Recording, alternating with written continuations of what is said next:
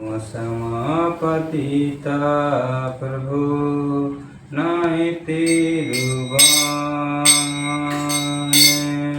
गौरंगा करुणा करो दीनहीन जाने समापतिता प्रभु नाहि दाते चनदारी गोरा डाकिए तुम्हारा कृपा करो ऐसो हमारा हृदय मन धीरा हरि गोरा डाकिए तुम्हारा कृपा करो ऐसो हमार हृदय मन धीरा यदि दया न करिबे पतिता देखिया पतिता पावन नाम केसरा लागिया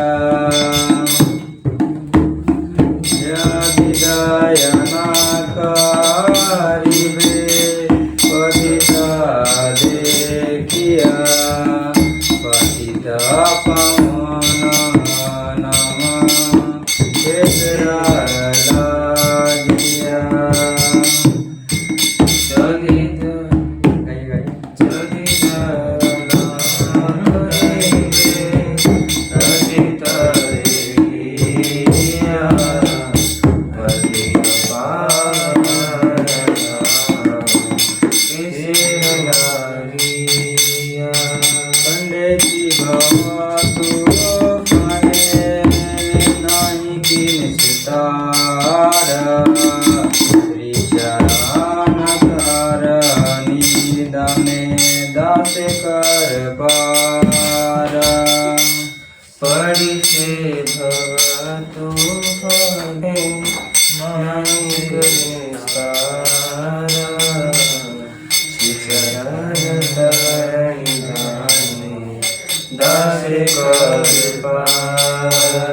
श्री कृष्ण चैतन्य प्रभु दास अनुराधा प्रार्थना करिए सदा नरोत्तम दास श्री कृष्ण चैतन्य प्रभु दास अनुराधा प्रार्थना करिए सदा नरोत्तम दास हरे कृष्ण कृष्ण कृष्ण हरे हरे हरे राम राम राम हरे हरे हरे कृष्ण कृष्ण कृष्ण हरे हरे हरे राम राम राम हरे हरे हरे कृष्ण कृष्ण कृष्ण हरे हरे हरे राम राम राम हरे हरे हरे कृष्ण कृष्ण कृष्ण हरे हरे हरे राम राम राम हरे हरे। जय गुरुराम महाप्रभु की जय। तो आज हम अध्ययन करेंगे भगवद गीता का 1.4 श्लोक।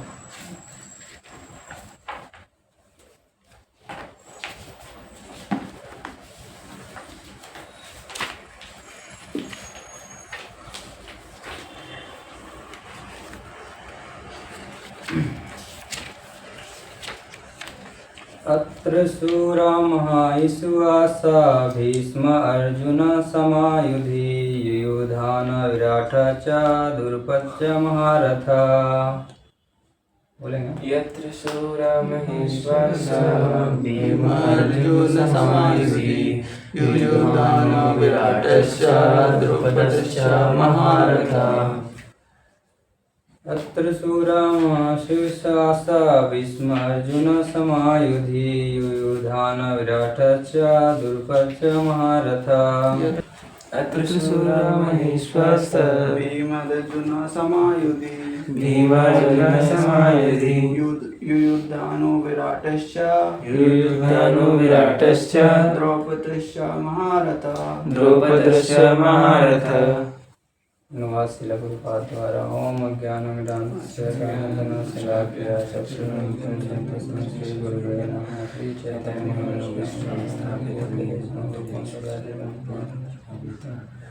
नमो विष्णुपादाय कृष्णवृषाय भूतले श्रीमति भक्तिवेदान्त स्वामिनिति नामिने नमस्ते सरस्वती देवी गौरवाणी प्रचारिणे विशेषतः विस्तारिणे।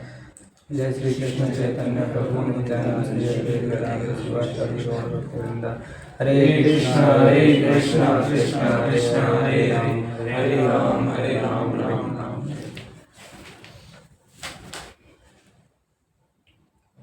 तो इस श्लोक में बता रहे हैं प्रभुपाद द्वारा अनुवाद।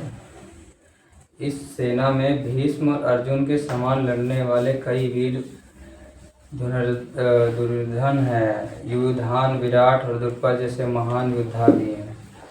प्रभुपाद यद्यपि युद्ध कला में द्रोणाचार्य की महान शक्ति के समक्ष धृष्टद्युम्न महत्वपूर्ण बाधक नहीं था, किंतु ऐसे अनेक योद्धा थे जिनसे भय था। दुर्योधन इन्हें विजय पद में अत्यंत बाधक बताता था, क्योंकि इनमें से प्रत्येक योद्धा भीष्म तथा अर्जुन के समान दुर्जय था।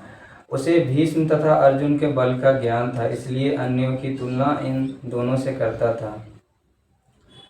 तो बताते हैं कि प्रभुपाद जी द्वारा जो दुर्योधन था और जो भीष्म था, तो दुर्योधन को भीष्म के बल के बारे में पता था शुरू से ही, क्योंकि शुरू से वो ईर्ष्या करता आता था, शुरू से ईर्ष्या करता था। कई बार उसने उनको मारने का भी प्रयास किया, कभी लड्डू में कुछ जहर दे के, तो कभी बहुत सारे प्रयास किया उन्होंने उनको मारने के लिए।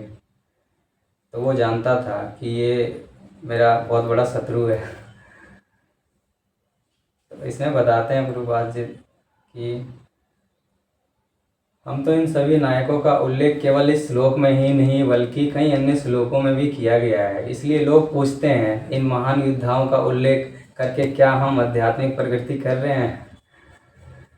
चूँकि हम हरे कृष्ण महामंत्र जप करने के लिए आए हैं, इसलिए हम इस महान योद्धाओं के नामों का जप करके हमें क्या लाभ होगा, वहाँ सवाल उठाया जा सकता है। लेकिन इस बात का ये निर्बंध कृष्ण संबंधी, जब भी कृष्ण के साथ संबंध होता है तो वो कृष्ण बन जाता है।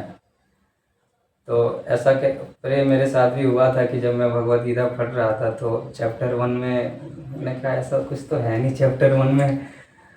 जब फिर प्रभुपाद जी के द्वारा जब इनको समझने का प्रयास किया और समझा, तो बहुत गुहित्यम चीज़ें हैं जो हम अपनी बुद्धि से तो समझ ही नहीं सकते हैं।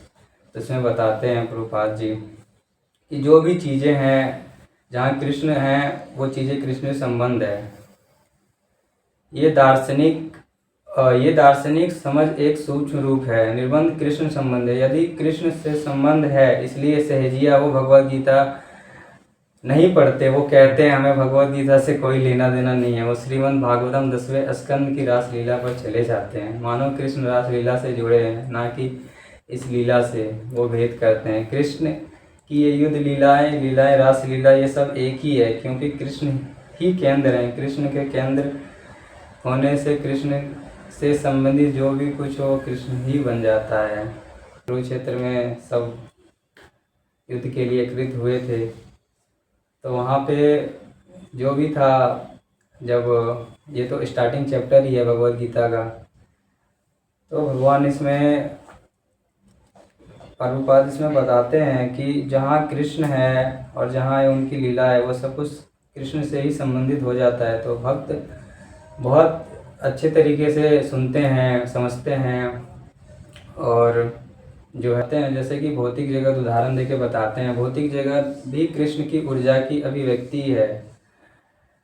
आप पाएंगे भौतिक जगत का अर्थ है पंच तत्व, स्थूल और सूक्ष्म, पृथ्वी, जल, वायु, अग्नि, आकाशीय स्थूल है और मन, बुद्धि और अहंकार ये सूक्ष्म तत्व है। भौतिक तत्व कृष्ण कहते हैं। ये भौतिक तत्व वो अलग अलग हैं, लेकिन वो मेरी ऊर्जा है, वो मेरी ऊर्जा है। वही उदाहरण बादल की तरह, सूर्य बादल सूर्य द्वारा निर्मित होता है। ये सूर्य की ऊर्जा है जो बादल बनाती है। आप जानते हैं कि तापमान के कारण समुद्री जल वर्षित हो जाता है और गैस बन जाता है, वो बादल है। तो बादल सूर्य की ऊर्जा द्वारा निर्मित होता है, लेकिन जब बादल होता है तो आप सूर्य को नहीं देख सकते, सूर्य ढका हुआ होता है। इसी तरह भौतिक ऊर्जा कृष्ण की ऊर्जा है, लेकिन जब आप इस भौतिक ऊर्जा से वांछित हो जाते हैं तो आप कृष्ण को नहीं देख पाते हैं। तो यहाँ बताते हैं जैसे ये संसार है, जैसे मायावादी कहते हैं ब्रह्म सत्य जगत मिथ्या, तो वैष्णव लोग इसको नहीं मानते हैं, बोलते हैं ये असत्य नहीं है, टेम्परेरी है। गुरुपाद जी भी बताते हैं ये टेम्परेरी है, क्योंकि हम किसी घर में रह रहे हैं तो वो असत्य थोड़ी ना, घर तो है ना। हम फ़ोन यूज कर रहे हैं तो फ़ोन तो है ना, वो असत्य नहीं है, लेकिन वो टेम्परेरी है, कुछ टाइम के लिए है। इसलिए हमें अपनी बुद्धि का उपयोग करना होगा। इसका वर्णन श्रील रूप गोस्वामी ने किया है। विशेष रूप से मायावादी जो मुक्ति चाहते हैं, परम सत्ता में विलीन होना चाहते हैं, मोक्ष वो मायावाद कहते हैं। सब कुछ माया है, ब्रह्म सत्य जगत मिथ्या, ये संसार मिथ्या है, केवल ब्रह्म ही वास्तविकता है। लेकिन हम चाहते हैं कि जगत संसार मिथ्या क्यों होना चाहिए। यदि वो वास्तविकता से आ रहा है, हम उनसे सहमत नहीं है, हम स्वीकार नहीं करते ये संसार मिथ्या है। तो जब ये भगवान कृष्ण से ही आ रहा है तो ये फिर मिथ्या कैसे हो सकता है, टेम्परेरी है। इसको प्रभुपाद जी बताते हैं कि ये टेम्परेरी है और ये मिथ्या नहीं है।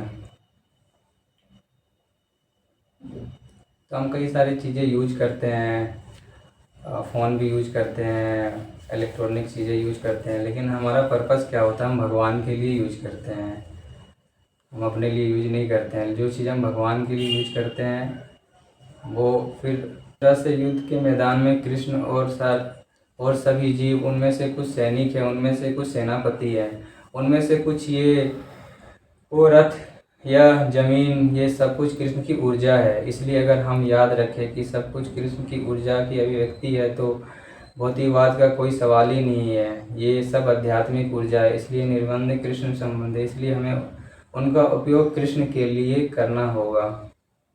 तो वैष्णव लोग जितने भी चीज़ें यूज करते हैं वो सब कृष्ण के लिए यूज करते हैं। बाहरी लोग के मन में आता है, सोचते हैं कि यार ये लोग बाबा लोग हैं, जो वैष्णव लोग होते हैं, और वो लोग यूज करते हैं, फ़ोन भी यूज करते हैं और बहुत सारी चीज़ें यूज करते हैं, लेकिन उनको ये नहीं पता कि वो किस लिए यूज करते हैं, उनका कॉन्शियसनेस क्या है यूज करने का। वो भगवान के लिए यूज करते हैं, अपने स्वार्थ के लिए यूज नहीं करते हैं।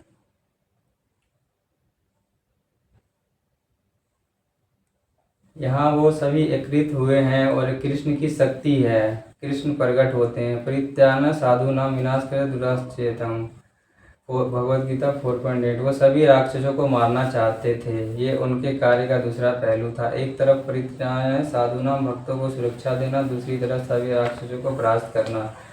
जैसे अगर आप खेत में धान उगाना चाहते हैं तो सबसे पहले आपको सभी वांछित खरपात्रों को नष्ट करना होगा, फिर आप बीज उगाइए, ये अच्छी तरह उगेगा। तो प्रभुपाद जी बताते हैं कि भगवान वहाँ धर्म की स्थापना करने चाहते थे, लेकिन उसमें से बहुत राक्षस थे। तो जब तक इन लोगों का विनाश नहीं होगा तो फिर वो कैसे इस चीज़ का फिर वो स्थापना करेंगे। तो इसीलिए सबको एकत्रित हुए वहाँ पे। भगवान ने तो पहले ही उनको मार दिया था, अर्जुन तो केवल माध्यम था। और भगवान ने आगे बताते भी हैं, जब भगवान विराट रूप दिखाते हैं तो सब एक एक भगवान के मुंह में सब जा रहे होते हैं। उसके बाद तो कृष्ण को अर्जुन को बताते हैं कि आप केवल नियमित मात्र बनिए और इनका वध करिए। तो आज का हम यहीं पे समाप्त करते हैं। तो किसी का कुछ प्रश्न है? हरे कृष्णा प्रभु। प्रभु इस मटेरियल लाइफ में ऐसे लोग यानी बहुत अट्रैक्टिव हैं फ़ोन से, तो वो फ़ोन से हम कैसे बचें, उसका कम बहुत से कम यानी कम यूज़ करें उसका, ऐसा कैसे करते हैं यानी कैसे कर सकते हैं? इसके लिए गुरु जी और चीज़ों में इंगेज रखिए, और आप जब भी फ़ोन उठाइए तो आपका पर्पस होना चाहिए कि मैं फ़ोन किस लिए उठा रहा हूँ। क्या मैं फ़ोन अपने टाइम पास के लिए उठा रहा हूँ, या मुझे किसी फ़ोन में अपने कुछ रिलेटेड कार्य करना है। क्योंकि फ़ोन बहुत अच्छी भी है, बहुत बुरे भी हैं, लेकिन हमें उसका मोस्टली एडिक्शन हो जाता है कि हम फ़ोन चलाते रहते हैं, वीडियो देखते रहते हैं तो वीडियो देखते रहते हैं, रील्स देखते हैं तो रील्स में ही चले जाते हैं, 2 घंटा कैसे बीत जाता है पता नहीं चलता है। तो हमारा यही पर्पस होना चाहिए, क्या मैं फ़ोन का उपयोग कर रहा हूँ ये मैं अपने लिए कर रहा हूँ या टाइम पास के लिए कर रहा हूँ। तो हमारा जब ये पर्पस होगा कि नहीं मुझे नहीं करना है, मुझे टाइम पास नहीं करना है, तो फिर धीरे धीरे धीरे धीरे धीरे धीरे वो चीज़ें सही हो जाती है। एक्चुअली मैं भी पहले बहुत चलाता था, लेकिन अब धीरे धीरे मैं भी यही करता हूँ कि क्या मैं उपयोग कर रहा हूँ, किसके लिए कर रहा हूँ, किस पर्पस के लिए यूज़ कर रहा हूँ फ़ोन। और जैसे कोई 4 घंटा करता है तो उसको 2 घंटा कर सकता है, फिर धीरे धीरे 1 घंटे कर सकता है। क्योंकि हमें पता ही नहीं चलता, फ़ोन का जो टाइम इतना जल्दी बीतता है हमें पता ही नहीं चलता है। तो इस तरीके से हम कर सकते हैं, क्योंकि हर कोई फ़ोन से आजकल इंगेज है, चाहे बच्चा हो, बड़े हो, चाहे बुजुर्ग हो, हर कोई। ठीक। हरे कृष्ण।